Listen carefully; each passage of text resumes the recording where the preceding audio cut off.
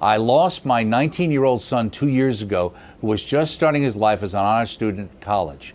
We were very close, and I'm having a hard time accepting this. He helped me as a catechist and was involved in the church until he was a teenager when he drifted away. He died as a result of a reckless driver's actions, and now I worry and pray constantly for mercy since he had not recently gone to Mass or reconciliation. Do you think that the Lord will spare my child? I pray dearly for mercy for my son. Blessings, Carl. And of course, this, Carl, a reminder, is the year of mercy. So what do you think, Father? Yeah, I do think God will have mercy. You know, I think in those cases where people, you know, I think a lot of teenagers, probably 50%, of teenagers have a drift. It's a normal thing in their lives, and a lot of them kind of catch themselves very early. Some of them let themselves drift for a long time and wind up sometimes even through suffering to come back to the church and back to God. But I really do believe that St. Paul also believed that when we die, you know, God is, you know, in the judgment of God, right? This is not the judgment of a judge, a human judge who's sitting in a court of law with a gavel, right?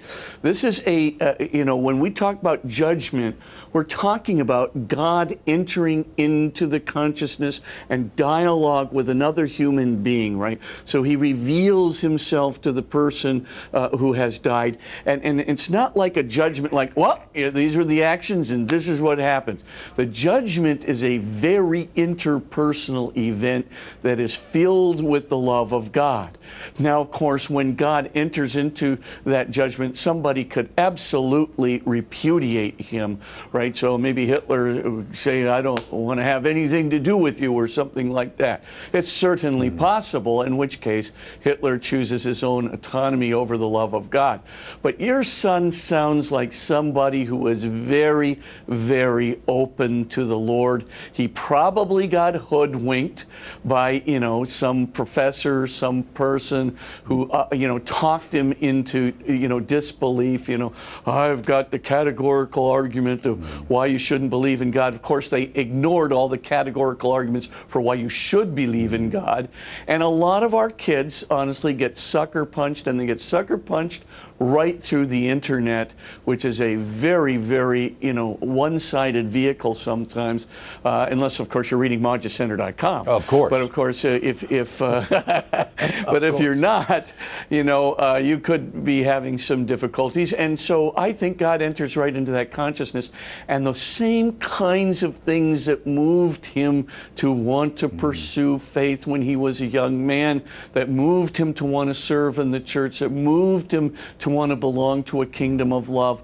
Suddenly, I mean, I just can't believe he would not be responsive to that and choose to come toward God in that moment of what's called judgment. Right. But yeah, we just have to remember, yeah, judgment isn't, you know, God just hitting the gavel and saying, well, sorry for you. You know, it's a very interpersonal, very interactive, very loving thing.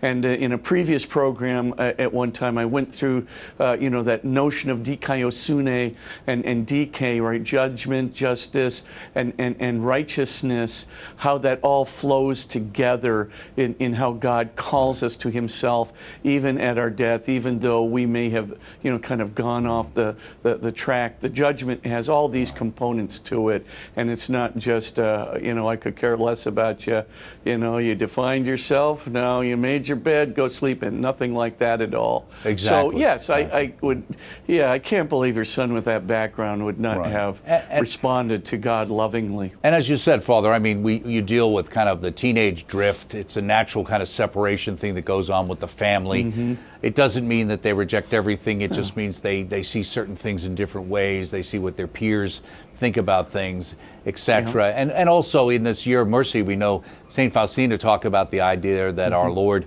can come to someone at the point of death and multiple times ask them still to accept him. So there's always an opportunity there to rely on God's mercy in that way.